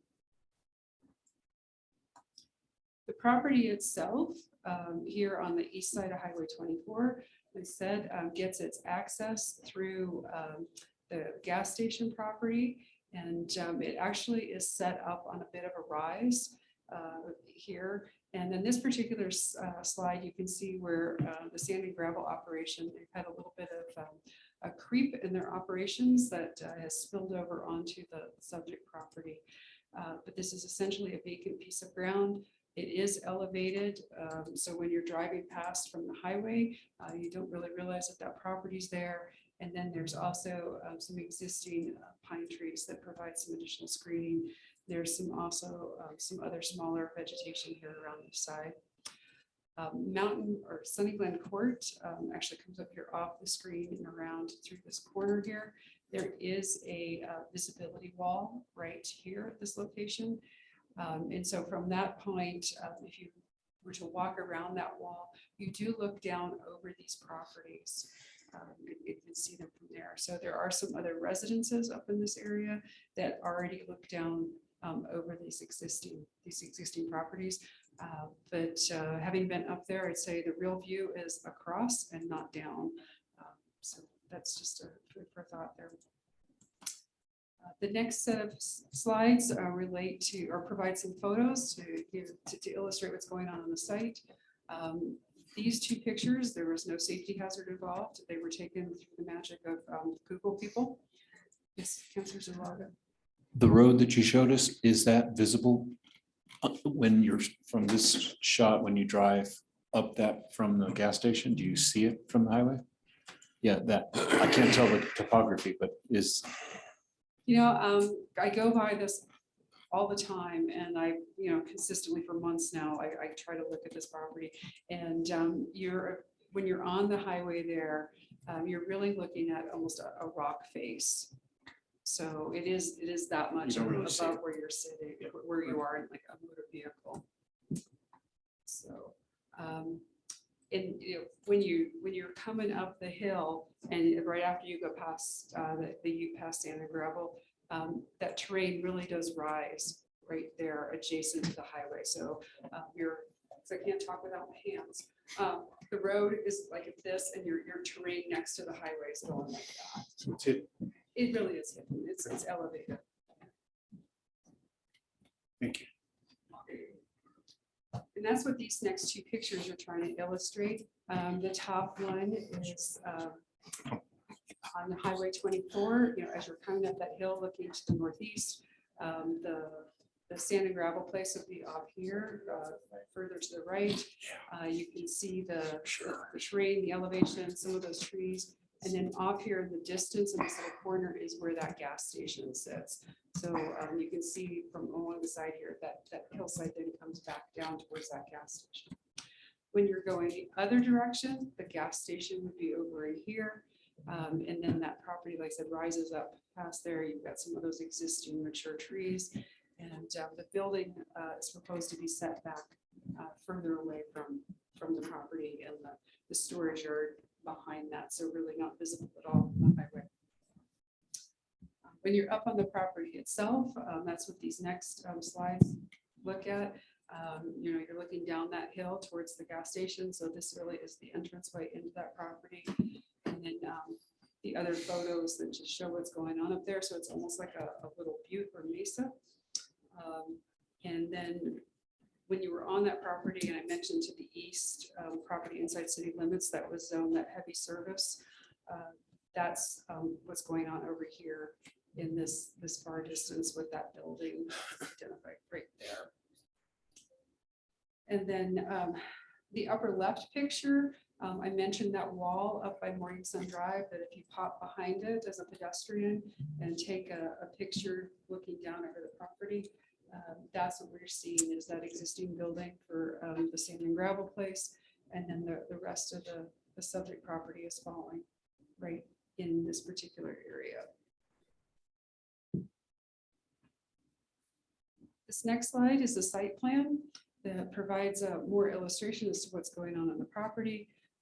This is the gas station here in that upper left corner. The driveway access into the property comes up this hill through here. The building is in this particular location, kind of the center of the screen. The storage yard occurs a little bit behind the building, but primarily down here in the south end of the property. You can see from these contour lines that this really is up at the top of that hillside. The applicant is proposing opaque screening around the property to help additionally provide buffering and screening from what's going on behind there. For security reasons, they do need to provide on-site lighting. Those do meet the city standards of being no higher than 25 feet, brighter, the color temperature of no greater than 3000 Kelvin, and then the full cutoff so that they are downward directional. And I understand from the applicant that they would also be on a timer, so it's not like this area is lit up constantly, or I'm sorry, motion sensitive. And it is a secure yard, which is part of what's required by some of the contracts that he provides tow services for. With regard to utilities, there is water available to the property. There's very few employees that are on site all day, pretty much one person in the office. A couple of employees come and go, but his traffic estimates were really like 27 trips a day, which is very, very low when you consider probably the traffic volume happening at that gas station next door, which would be a business that could, a similar business could be situated in the zone district of this property. Like I said, water is available, but wastewater service is not. So that would be essentially a septic system that goes in there. And so that's what this particular square is, or I'm sorry, polygon technically, is part of that wastewater system. And then for treating the on-site stormwater, there is a detention pond, retention, the engineer will correct me. So a facility over here at the top of the site. At the Planning Commission public hearing, we did hear from one of the neighbors up top that did have some concerns about additional screening and was requesting some additional trees be planted here along this upper part of the hillside there that would help provide some buffering. The next two slides provide illustrations as to what the property is going to look like. They are looking at more natural colored finishes, a variety of materials, and the pitched roof. All of that does meet the requirements of our design ordinance. And Sorry, then when Kate, we consider Kate, this, I'm sorry, you said that there was a comment about the trees, planting trees. Did they agree to go ahead and do that? With the yes, street? Okay. yes, the developer did agree to that in the planning commission meeting. So the little bit out of order in terms of approval criteria, but with the comprehensive plan, there are a couple of different goals and objectives that support this development. When we look at preserving our community environmental quality, this particular proposal is trying to be sensitive to the site and the neighborhood. For economic development, this is an existing business here in Woodland Park. It's currently located off of Highway 67, and that is a rental location. So these gentlemen are looking to establish a more permanent home for the business, and this would be a part of doing that. And then with regard to the sustainable environment, looking to how we minimize impact on the natural environment. And, they really are trying to be sensitive to the site with what they're proposing and how this sits on the property. Within our comprehensive plan, we look at our future land use map, which is how do we want to see properties develop going forward in the future. This particular area down here where the site is, that whole area adjacent to Highway 24, and then just back up to here is targeted for commercial development. So this proposal is consistent with that. And you can see off to the north from there that the yellow is single family development where there are some houses that have already been developed. Other property across Highway 24 in this area that is actually in the county and not inside city limits. So we have two sets of criteria to go through. The first is related to the conditional use permit. These were all the criteria were found to, or this proposal was found to comply with the criteria.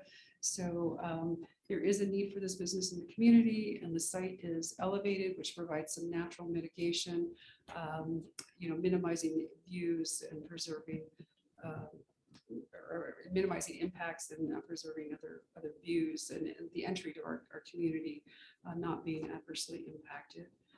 For public health and welfare, this business does not propose a threat, and the zoning of the site as well as the future land use map support this type of development at this location.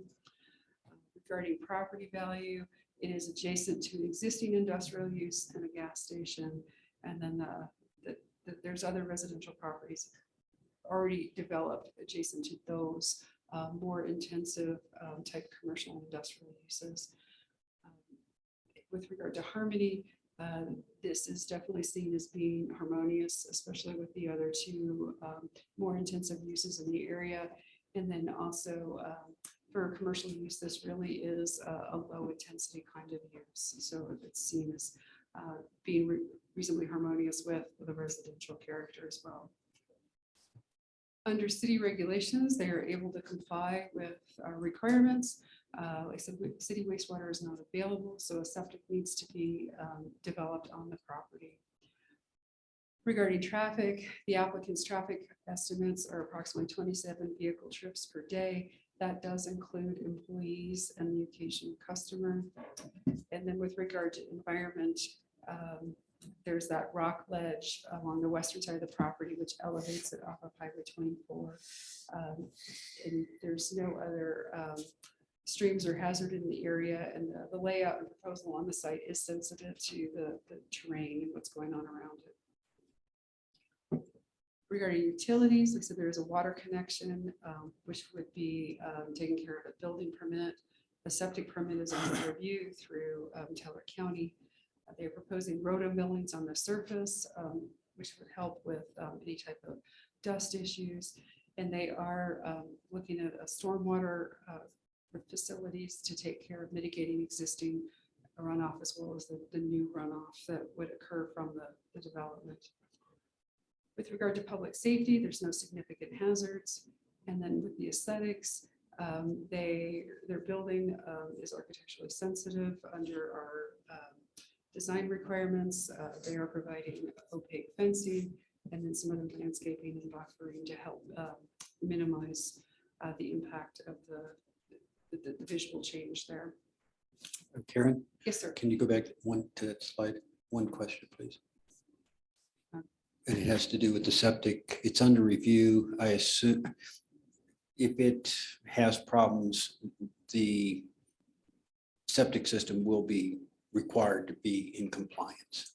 Yes. Yeah, you haven't finished your review. We're making the assumption it will pass, or if whatever they've submitted does not meet some standard, they will be in agreement to bring it up to standard. When you've got water that goes into a site, you need to be able to treat it. Since there is not wastewater service available, it needs to be some type of septic system. And what potentially impacts that is your soil conditions. Correct. And so what that does is it really adjusts the type of septic system that needs to go in. The degree of engineering involved with that. Is it more of a straight percolation, or is it other sand filter? Yeah, my question is, in discussions with the property owner, he understands that it has not been approved. It's under review. He will be in compliance of whatever the soil dictates. As far as I know, he understands that. Mike, do you understand that? Yeah, the engineer explained it to me. Yeah. Okay. It simply says it's in progress, yet we're going to be voting to give you the permit. I just want to make sure you're aware that it. The engineer did the drawing with the soil, they did the soil testing, so they're building a septic according to the site. Okay, And that's what this submitted to Telegram. okay. So they've already done the perk Yeah, test. that's They- all done. All right. That's it.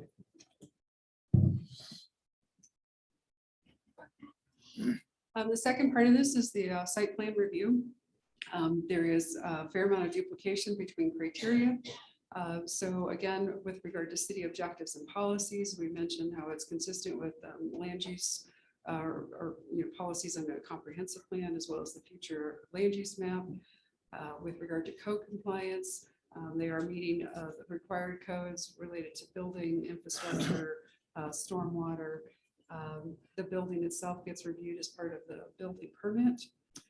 Traffic has been looked at. I mentioned before that they have a very low estimate of vehicle trips per day with 27 vehicles, including the employees and the occasional customer. Drainage is being taken care of in terms of the evaluation of the site and how it gets graded, and the stormwater gets set up to take care of the site. Water and wastewater, we have talked about their compliance there, or will be, with the required permits and taps. No significant safety hazards related to public safety. And then again, the design and landscaping being taken care of through that layout of the site and the choices with the building. The Planning Commission heard this request on May 12th, and they found substantial compliance with the conditional use permit and site plan review standards. They are recommending that City Council approve this conditional use permit and associated site plan to allow a tow company to construct and utilize a commercial building with a vehicle storage area in the community commercial zone at 20499 East US 24. And there are 9 conditions associated with these. They are spelled out in that ordinance that's in front of you this evening. And those, some of these are stating the obvious, but it kind of helps provide a checklist for the applicant as well as staff to ensure that their final product would be in compliance. And that is number 1, all development impact fees must be paid prior to the zoning development permit issuing, including but not limited to tap fees, stormwater capital improvement fees, transportation capital fees, those types of things. The fees shall be calculated concurrent with the zoning development permit review.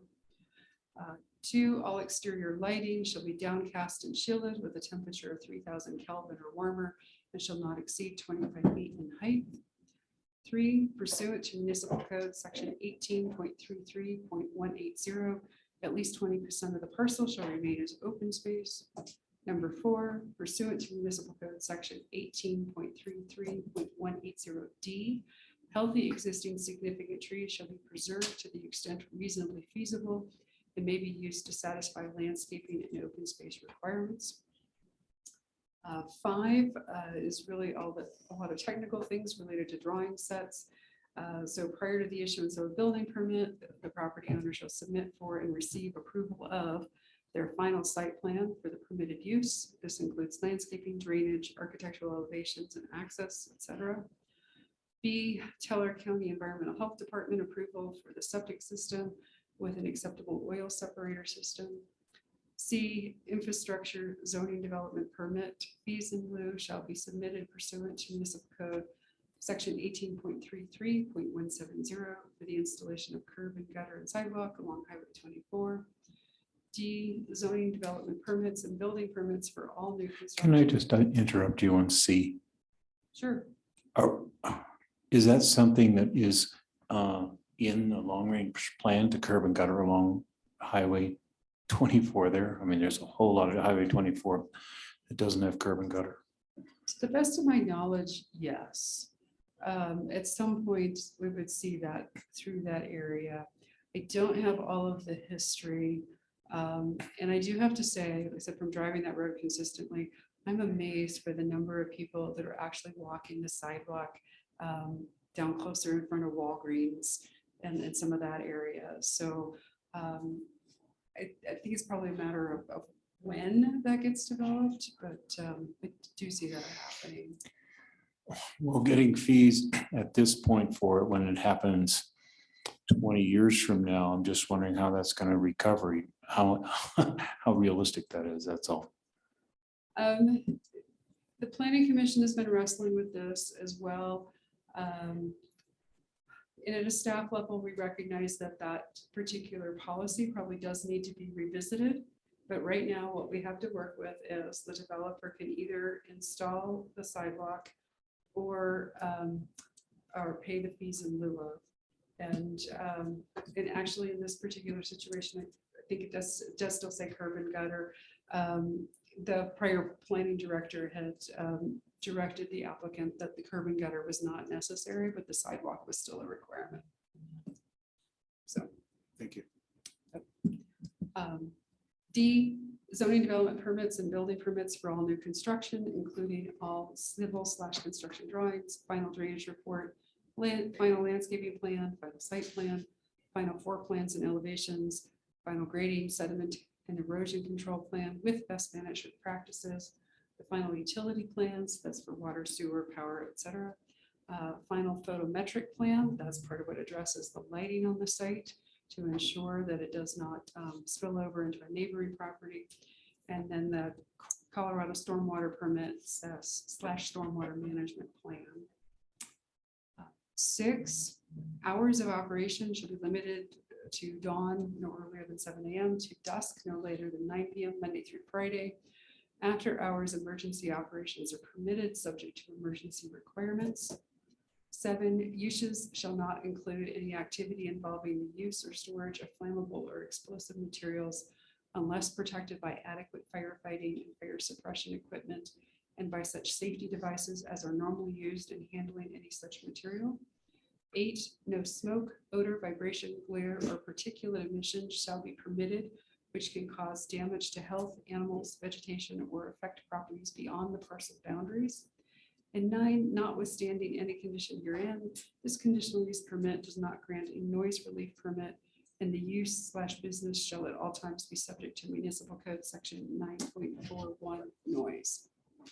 Before you go to the next slide, does the applicant accept this 7 to dusk? Is that fine?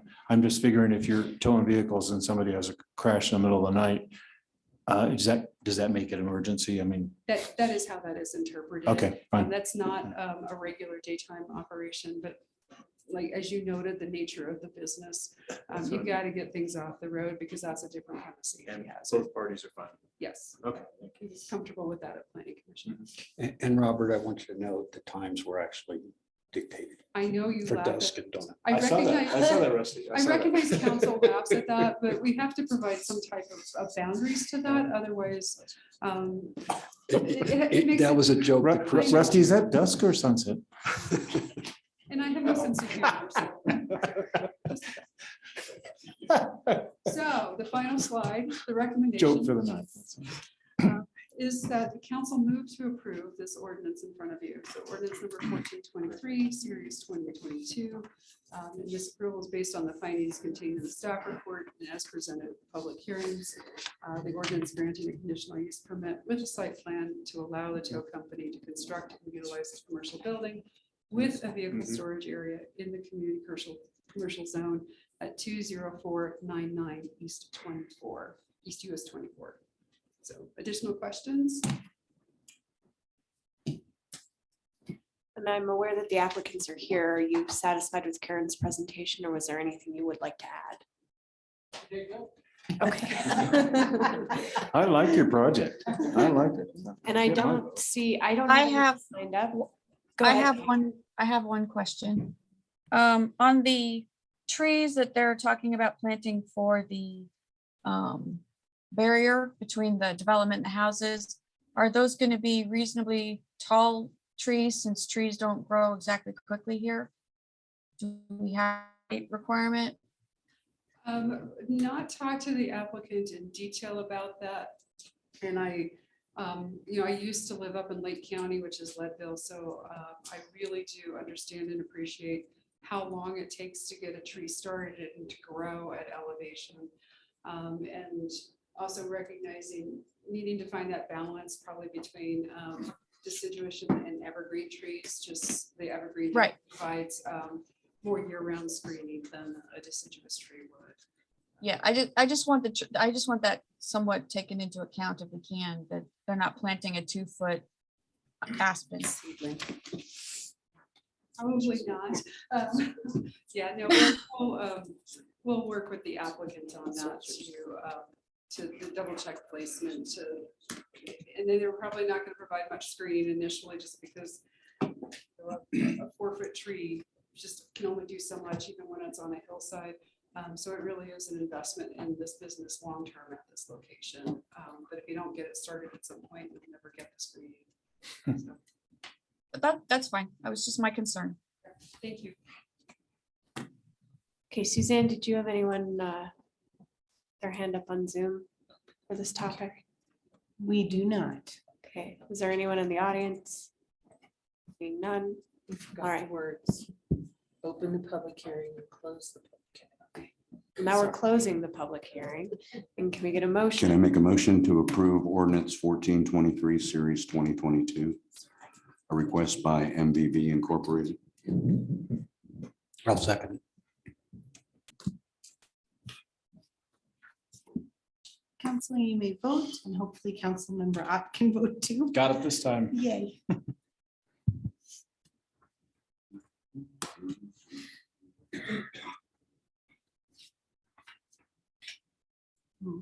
Waiting for one council member. He knows who he is.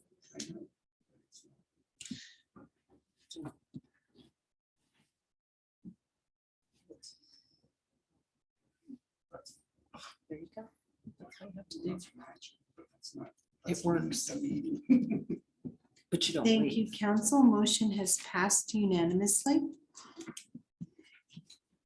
Okay. We are off to item 10B. You're welcome. Thank you. We'll call you if we get stuck. And I bet we can at least get through 10B, I have 10A. 10A. Yeah. Before 9. Suzanne's the presenter. Thanks, Mayor. This evening before council is a special event liquor license for an event called Summer's Giving 2022 to be held June 25th, 2022 at the Midland Pavilion. The reason this comes before council is because it's a new event that's never been held before. Council has given the clerk the authority to approve special events on a yearly basis as long as there's been no issues. So for instance, the event you heard Gail Gross talk about this evening has alcohol at it. I've approved it because it's year after year, no issues. This is a new event. The event organizer is Debbie Eidelman, and the applicant is Hope Lives Here. The application was received in the city clerk's office on May 18th, The applicant went through the TUP process with the planning department and it was approved. The event will be held, as I said, on June 25th at the Midland Pavilion from 10 a.m. to 8 p.m. The event will charge an entrance fee and will have food vendors, entertainment, beer, wine, and spirited drinks. It is a fundraising event for Hope Lives Here. The applicant submitted a site plan to the city clerk's office, which included how the perimeter of the event would be secured so that the attendees will not be able to leave the property with alcohol. The city clerk sees no issues with this application and would recommend to the council approval of this event. Okay. Council, any questions? No? Okay, No. I don't see anyone in the audience with questions. Anyone on Zoom? No, ma'am. All right. Council, may I get a motion? I'll make a motion to approve the new special event Summer's Giving 2022 to be held June 25th, 2022 at the Midland Pavilion. I'll second. Thank you, council. You may vote.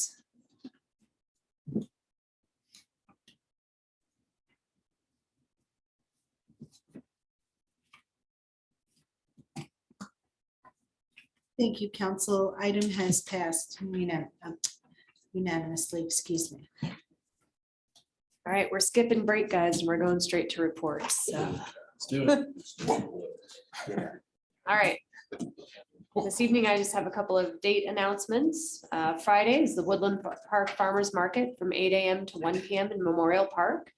Saturday, June 18th, we have the second annual Pride and Civil Rights Picnic from 3 to 6 p.m. at Memorial Park. July 4th, we have the old fashioned 4th of July celebration at Memorial Park from 9 to 3. And July 5th will be Symphony Above the Clouds concert at the Woodland Park Middle School from 5 to 8 p.m. And our next council meeting is not until July 7th. So I'd just like to wish everyone a happy 4th. Councilmember Case. Thank you, Mayor.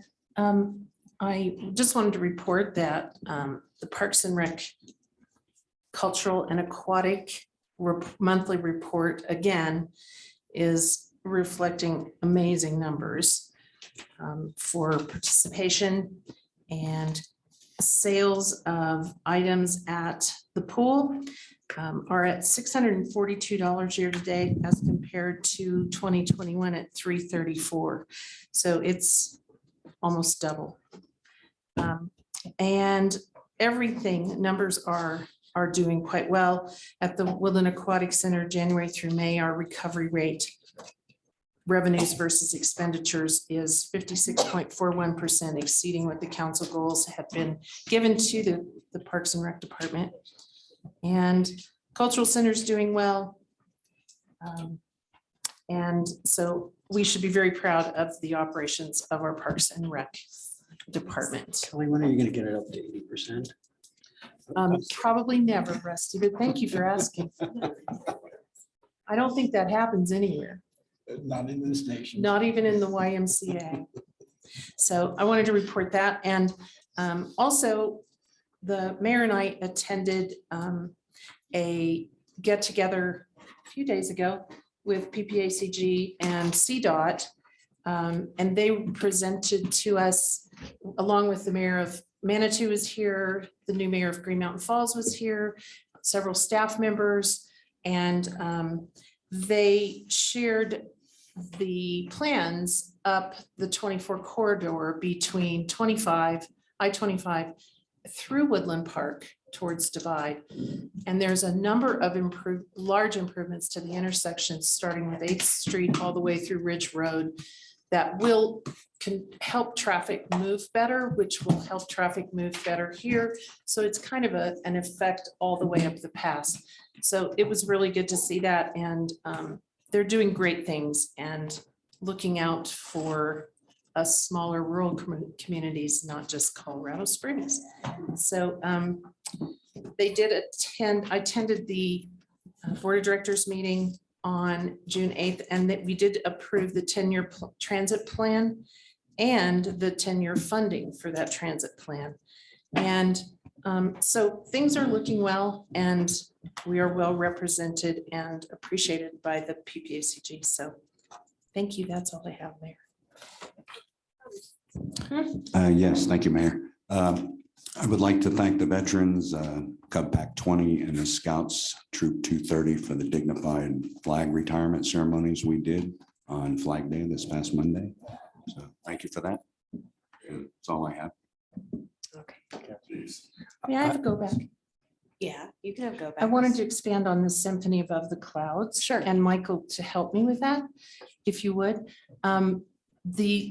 With our fire conditions and the danger, we will not be having fireworks or cannons from the howitzers from Fort Carson. However, graciously, Park State Bank and Michael, as representing the city, has come up with a really cool idea to try this year. Yes. So we are still working on finalizing that. So You want to wait to? I'm a little hesitant to let the cat out of the bag yet. Okay. Well, but just know we've got great, hopefully we'll have a big surprise it will be for the folks. fresh and fun and interesting. Yeah. There. So, and it will be because the Philharmonic Orchestra did not get their contract with the union in place and negotiated as timely as we had hoped. We made the decision as a board to do the Wind Symphony again this year with Craig Harms.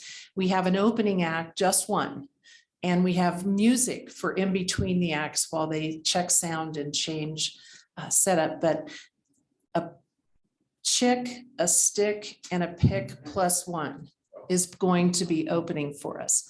So it should be great fun, and it's always a great event. One of the benefits shortly is of having the Wind Symphony is we don't have strings. And the contract and the union with the Philharmonic is if we get below 64 degrees, whether we have rain or not, they won't play. With the Wind Symphony, we don't have that restriction. So the chances of, if we have weather and a cooler evening, of them going ahead and playing music are much higher. So enjoy that again this year and hope to see everyone there. Thanks, Mayor and Council. Councilmember Neal, did you want to go or do you want Catherine to go? I have nothing. Okay, so Catherine, do you have anything? Yeah, I just have a quick, Michael and Main Street and Gail from DOLA are meeting at the end of the month. Perfect. Good. Okay, Councilmember Hott. Okay, we have some highlights here from the historical committee meeting. The HPC's been working from a 2019 estimate for $12,000 for this project. The funds were obtained from a grant from Newmont, the DDA, the city's budget to cover this amount. Prices have gone up, but per an updated estimate, the project now is $17,735 in 2022. HPC will be looking at other grant opportunities to cover this additional $5,735 in cost. Committee's working on a poster right now, and this year's theme is transportation. Due to the 4th of July holiday, the next HPC meeting we will have is going to be July 11th, so I won't have a brief here at the next council meeting. And I'd just like to say to the council tonight, watching these councils before I was on council, I'm impressed with this council tonight. I'm excited that we got business done in a professional way. And I just want to say thank you, and I really appreciate it. Thanks. Mayor, I do have an alibi. I forgot, I have not given my DDA report, and it did occur between the last council meeting and today. Okay. So it's very short, very sweet. Sure. We did have a new project presented by Mr. Wagman. If you look in the Courier, there's a very large write-up about it. It was a very nice project. There's potential that his project, the Wagner project with the Taba House and the Mike Williams Group conceivably could work together. They are right now two separate projects. Both of them have made statements. They are going to present formal proposals at the July DDA, formal written proposals. Oh, good. So we have two potential events or things brewing for the Woodland Station property. And I apologize for passing over that. It's okay. All right. That's it. Councilmember Zulawaga. Keep Woodland Park beautiful, no report. Easy enough. City Attorney.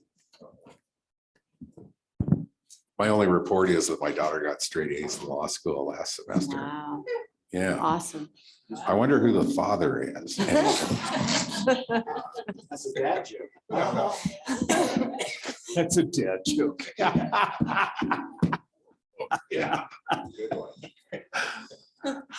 Michael. Say happy Father's Day. In honor of, yes, in honor of Father's Day, a dad joke. And in honor of my father in particular, what do you call a guy with no ankles? Tony. Tony. Tony. Tony. No, my dad's name is not Tony, it's Scott. Oh, yeah, yeah. That's Grace. You have to blame Grace for that one. Could you adjourn now? Just to reiterate, earlier in the meeting, we talked about some community engagement opportunities for short-term rentals. Again, just very quickly, we encourage folks to go online to whatsupwoodlandpark.com. We have an online survey where folks can make their voices heard. You will have to register for that.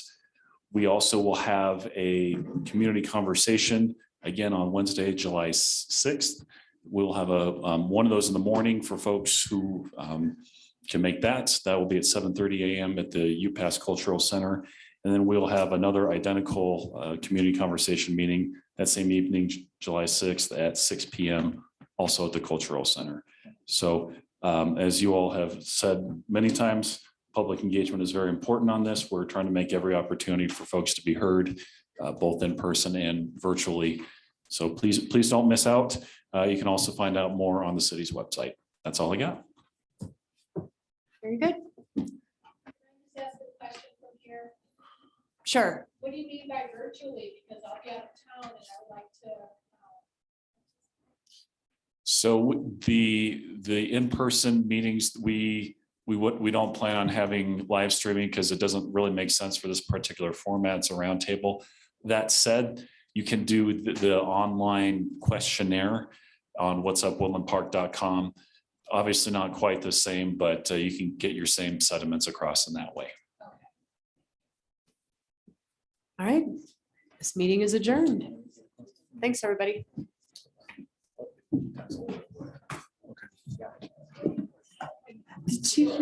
The reason I said, can we adjourn now, because he was busting my chops. I said the meeting would end at 9, and it was 9:01.